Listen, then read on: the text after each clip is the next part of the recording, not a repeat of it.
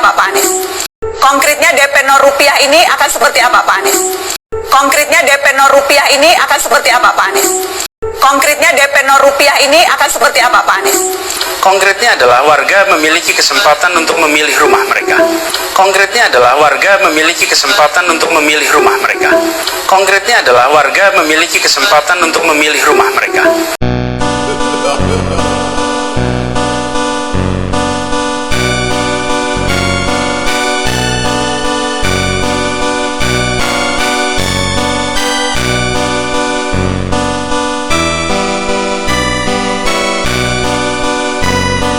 Assalamualaikum warahmatullahi wabarakatuh. Om Swastiastu, Namo Buddhaya, salam kebajikan, salam rahayu, selamat datang, selamat berjumpa lagi bersama Gus A dalam channel Tanda Tanya Politik, semakin gila semakin asik. Ketika berbicara tentang DP 0%, maka berbicara tentang warga Jakarta yang tidak punya rumah dan sewa. Artinya apa? DP 0% ini seharusnya diperuntukkan untuk rakyat miskin. Karena hanya rakyat miskin atau rakyat yang berpenghasilan rendah yang hanya bisa sewa dan tidak punya rumah. Nggak mungkin untuk rakyat Jakarta yang menengah ke atas. Mereka tanpa DP 0% pun bisa pinjam ke bank pakai KPR, gampang. Kalau menengah ke atas gampang. Yang jadi permasalahan itu adalah menengah ke bawah, di mana duitnya pas-pasan, tidak bisa punya untuk DP, tidak punya untuk cicilan, tidak punya untuk kehidupan sehari-hari. Harusnya yang jadi sasaran DP 0% ya ini, menengah ke bawah, penghasilan 3 juta ke bawah. Semua orang pasti pemikirannya ke sana. DP 0% ini untuk masyarakat menengah ke bawah, bukan menengah ke atas. Dan memang oleh Nenowarisman Warisman didakwahkan itu kepada masyarakat kecil ngomongnya, kepada masyarakat menengah ke bawah, bahwa jika nanti Anies Baswedan terpilih, yang tidak punya rumah bakal punya rumah, yang sewa akan punya rumah dengan DP 0%. Para pendukung Anies Baswedan, bahkan Anies Baswedan sendiri berkampanye kan menengah ke bawah, kepada orang-orang yang tidak punya rumah dan sewa. Artinya apa ini? Ketika Anies Baswedan sudah terpilih, dia benar-benar telah menyakiti rakyat Jakarta, khususnya menengah ke bawah. Dia telah berbohong, dia telah ngeprank, dan bagi saya ini adalah kriminal. Menurut masyarakat itu biayanya tidak sesuai dengan apa yang dijanjikan Bapak ketika kampanye. Itu gimana Pak? Dulu janjinya apa ya? Dulu janjinya apa ya? Dulu janjinya apa ya? Dulu janjinya apa ya? Dulu janjinya apa ya? Ini jawaban yang sangat menyakitkan hati. Ini jawaban yang membuat kita terbengong-bengong, terheran-heran, terkaget-kaget. Bagaimana mungkin seorang gubernur, jagoannya Agim, jagoannya Bahar Smith, Rizik Syihab, orang-orang HTI, FPI, PKS, MUI, gubernur yang seiman, gubernur yang soleh, gubernur yang mampu membangkitkan kejayaan Islam, khilafah Islamiyah, sampai melupakan janji kampanyenya yang sangat menghebohkan waktu kampanye, yang sangat menghebohkan waktu debat kandidat. Melupakan begitu saja, mempikunkan diri, bertindak bodoh seolah-olah dia tidak tahu terhadap apa yang sudah dia bicarakan dahulu.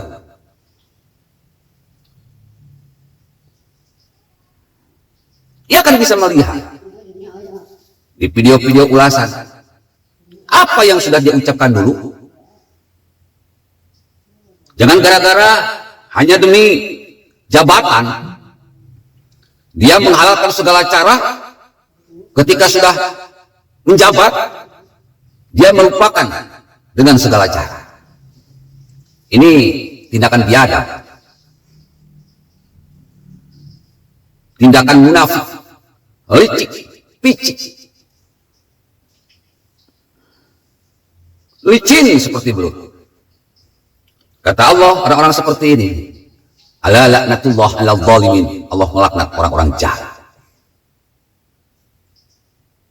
Fi qulubihim maradun fazadahumullahu maradha wa lahum azabun alimun bima kanu yakzibun. Di hati Anies Baswedan ini ada penyakit.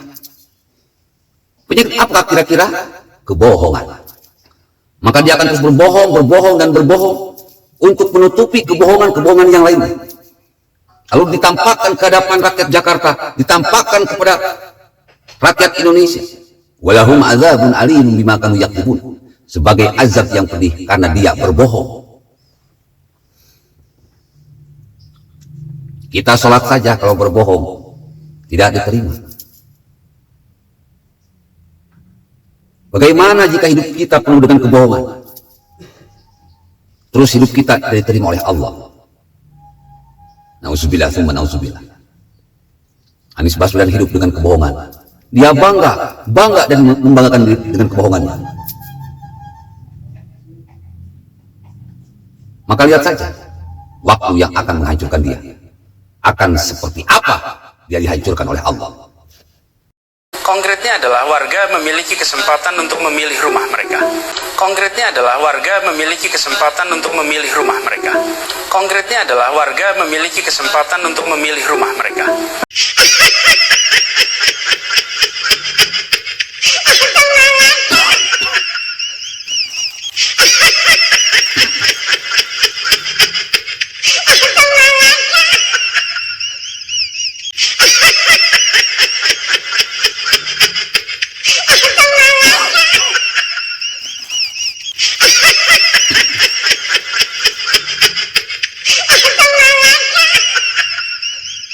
Janji kami 0 rupiah.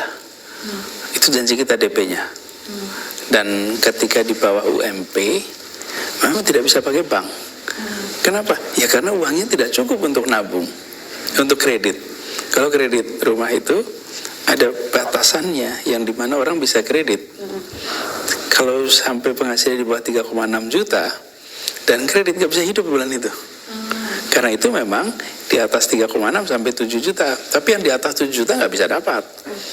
Dan di Jakarta, orang yang berhasil penghasilan di atas 3,6 sampai juta, ya rata-rata kalau mau mulai, apalagi kalau mulainya sarjana, pasti di atas UMP. Nah, yang di bawah UMP dengan program rusun rumah susun.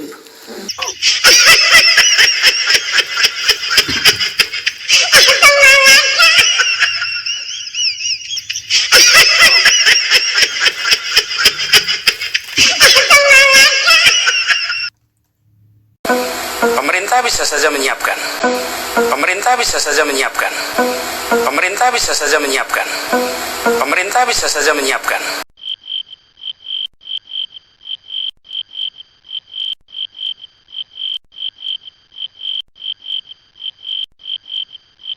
Pemerintah bisa saja menyiapkan, tapi di sisi lain ada supply dan ada demand di warga. Dan ini yang kita selesaikan dengan memberikan kesempatan bantuan untuk pembiayaan. Dan ini yang kita selesaikan dengan memberikan kesempatan bantuan untuk pembiayaan. Dan ini yang kita selesaikan dengan memberikan kesempatan bantuan untuk pembiayaan. Pada faktanya tidak ada bantuan pembiayaan. Yang ada adalah akal-akalan dari program asal-asalan.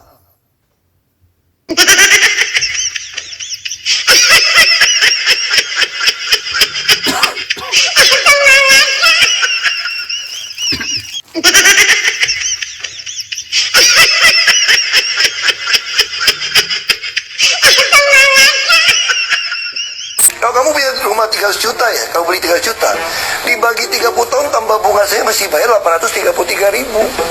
Kalau kamu punya rumah 300 juta ya, kamu beli 3 juta, dibagi 30 tahun tambah bunga saya masih bayar 833 ribu. Kalau kamu punya rumah 300 juta ya, kamu beli 3 juta, dibagi 30 tahun tambah bunga saya masih bayar 833 ribu. Kalau kamu punya rumah 300 juta ya, kamu beli 3 juta, dibagi 30 tahun tambah bunga saya masih bayar 833 ribu.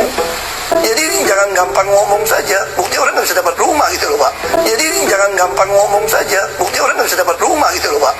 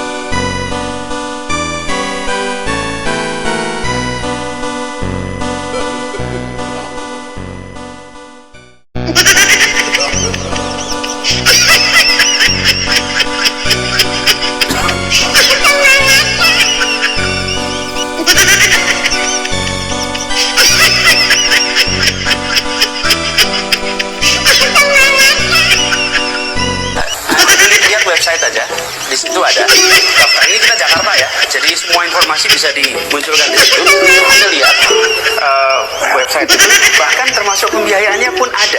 Jadi rumah dengan angka 350 juta itu banyak, bukan hanya di pinggir. Poin saya sebenarnya bukan hanya sekedar itu. Poinnya adalah pemerintah hadir menyelesaikan supply dan demand. Ada supply rumah-rumah murah, ada kebutuhan warga rumah murah, tapi ini nggak bisa ketemu. Kenapa? Karena nggak sanggup DP. Nah, 350 juta misalnya, itu kalau dihitung kira-kira dia harus bayar DP bisa 52 juta. Nah, itu yang kita selesaikan. Pasarnya 350 juta misalnya, itu kalau dihitung kira-kira dia harus bayar DP bisa 52 juta. Nah, itu yang kita selesaikan. Pasarnya 350 juta misalnya, itu kalau dihitung kira-kira dia harus bayar DP bisa 52 juta. Nah, itu yang kita selesaikan. Pasarnya.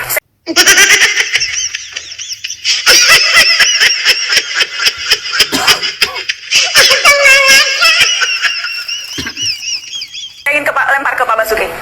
Tadi kan bilang ada jutaan anak milenial yang butuh rumah. Saya ingin lempar ke Pak Basuki. Tadi kan bilang ada jutaan anak milenial yang butuh rumah. Saya ingin lempar ke Pak Basuki. Tadi kan bilang ada jutaan anak milenial yang butuh rumah. Saya ingin lempar ke Pak Basuki. Tadi kan bilang ada jutaan anak milenial yang butuh rumah. Terus banyak rakyat mau jual rumah. Saya anggap orang mau jual rumah nih, Bapak Ibu mau jual rumah 3 juta. Ini ada 1 juta anak muda butuh rumah nih. Terus saya pemerintah pengen nolong dia supaya dia nggak usah DP, nggak usah bunga, cicil sama pemerintah. Kalau 350 juta kali 1 juta rumah, 350 triliun. 350 triliun.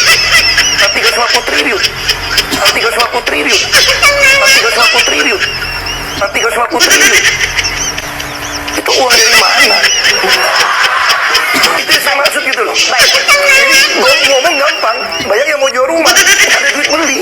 Pak Anies singkat, 3 politik dan nanti 3 politik untuk Anda. Pilihannya sederhana, gubernur yang putus asa melihat kenyataan itu atau gubernur yang mau mencari solusi melihat kenyataan itu. Baik, itu aja politik untuk Anda. Pilihannya sederhana, gubernur yang putus asa melihat kenyataan itu atau gubernur yang mau mencari solusi melihat kenyataan itu.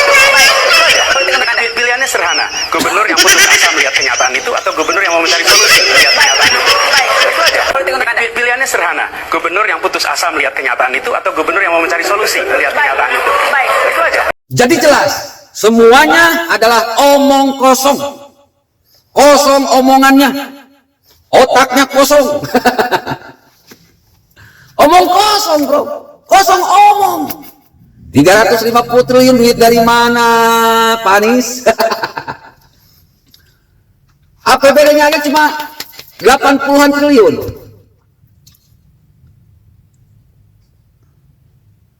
Di mana duitnya? Duitnya di mana?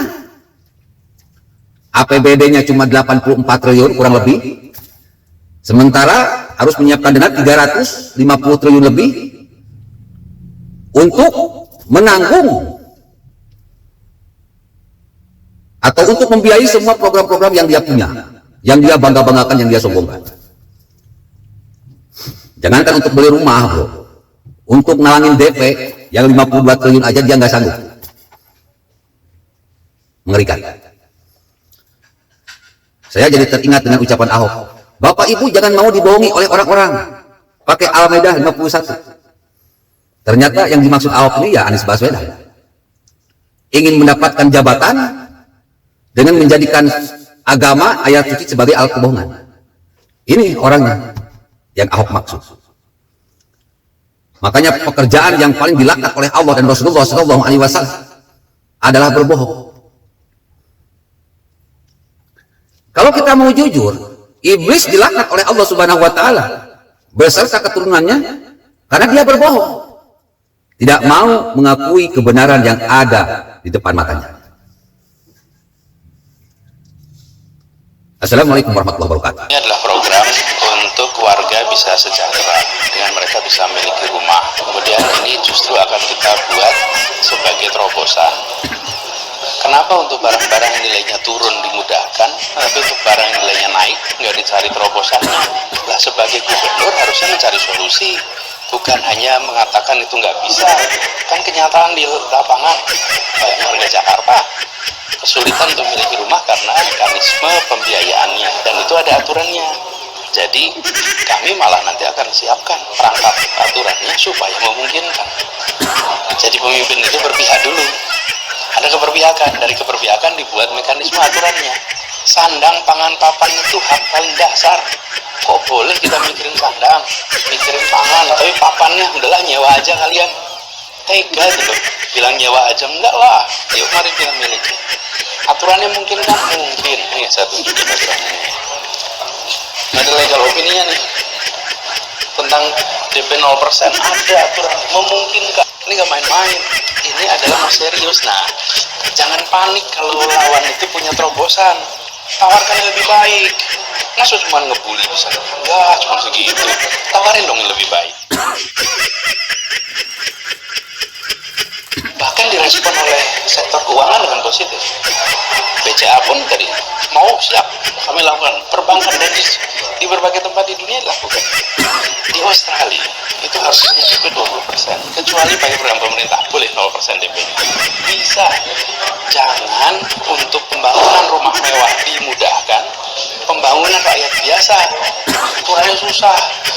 Jangan untuk gusur nggak lihat aturan, malah di PT UN. Tapi untuk bangun rumah rakyat lihat aturan, terus bilang nggak bisa. Loh, kok mendadak terobosan-terobosan itu jadi tumpul ya? Jadi bisa. Jangan untuk pembangunan rumah mewah dimudahkan, pembangunan rakyat biasa aturannya susah. Jangan untuk gusur nggak lihat aturan, malah di PT UN. Tapi untuk bangun rumah rakyat lihat aturan, terus bilang nggak bisa. Loh, kok mendadak terobosan-terobosan itu jadi tumpul ya ketika bicara kepentingan DP rakyat banyak. Kami justru akan membela rakyat supaya punya rumah. Kami akan cari caranya. Alhamdulillah udah ada caranya, ini legalnya lengkap. So gitu, nanti kita akan bikin aturannya, dan itu mungkin akan levelnya pergub atau perda supaya bisa dieksekusi.